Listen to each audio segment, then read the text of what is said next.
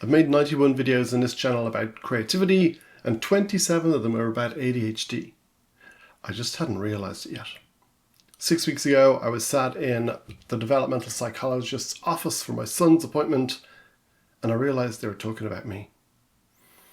The emotional regulation, dependency on sugar and caffeine, the hyper-focus, multiple different interests, kind of diving in, really deep, having really deep friendships, but with a small number of people, and just having like energy crashes and completely running out of energy and stopping and just being able to instantly fall asleep.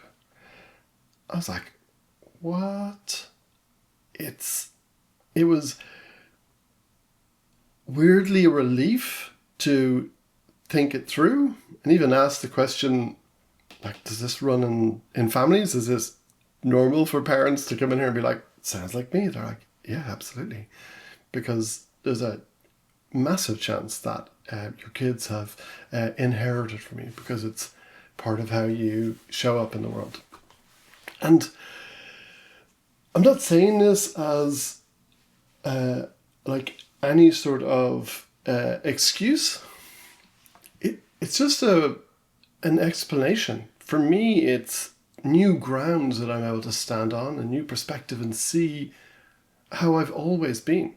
And the more and more I find out about ADHD, how it shows up, like the trajectory you often take through school or college, university, the amount of times that I'm able to take a deep breath and a sigh of relief and be like, okay, this is actually just normal. Or, you know, when my wife asks me about a certain task that I've done, I was like, oh, I started it, and then there was this other shiny object over here that I went chasing. I didn't get back to it because it was a bit tedious. I'm sorry, that's my ADHD. So, like, I'm having to work out new ways that engage me and to figure it out. And all this time I've been helping creatives, and I've been talking about the fact that energy management is more important than time management. Even for months we've been doing like body doubling, and not building accountability, but showing up together. So there's a sense of community, there's a sense of togetherness, and there is a little bit of accountability for being there, and you're less likely to pick up your phone and go off down a rabbit trail if you know you've sat down in front of somebody and said, I'm here to do this task.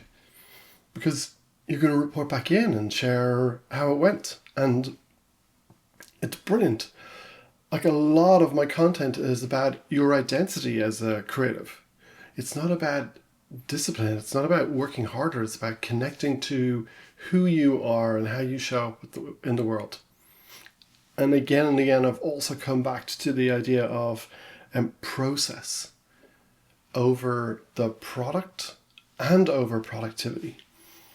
And when we fall in love with the process, we build that muscle of being able to finish, being able to get to the end of a project and be happy with the outcome. And also we're just getting into that flow more, and that flow feels like creativity, it feels like us, flow feels like we're expressing something that we were meant to be putting out into the world. And all of those things are really in tune with the neurodiverse creative, and particularly within ADHD. And I remember working with this amazing person, and she's a beautiful friend called Kate, and she came and volunteered in my office for a couple of weeks because I was working for a charity, and she's like, oh, I'd love to come and help you. And she introduced me to this idea of time blocking, and color-coded my calendar and made sure that it had like a little bit of space for actions after a meeting. And for a while I was excited about it and thought it was brilliant. And on some levels I still color code things in my calendar, but it's more out of a visual reference rather than the fact that this was the greatest tool. Because it didn't really work for me, and I regularly have to go in and take stuff out of my calendar that has seemed exciting and interesting. Like even last week I was clearing stuff out. I was like, why is that still there? Why is that still there? And like things that come up every day. And after they've lost their newness and excitement, they just get ignored. And then it's just noise. And noise is the worst thing for my brain.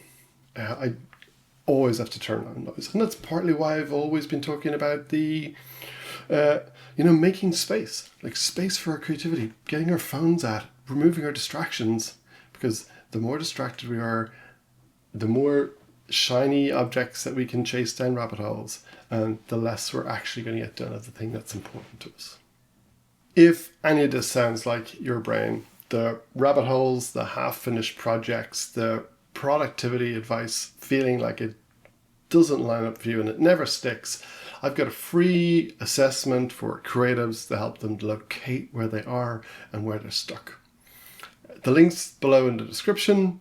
It's the best way to get a handle on where you are, but also to get on my email list and get some help. But if you do want to jump into one of our parallel play sessions, I'll put a link for that in the description as well. Currently we're running them on a Thursday, and we'd love to have you jump in and see if you think that it's useful, if you find it helpful. And you'll meet other creatives who are looking for community, looking to feel less alone, but also looking for a bit of body doubling and a bit of following up together. If that sounds like you, sign up below. I'd love to have you jump in. We've had a few people jump in from all over the world. It's a cool little collection of people that's constantly growing. I hope that's helped you think about how your head works a little bit, and YouTube will suggest another video for you here. But until next time, stay creative.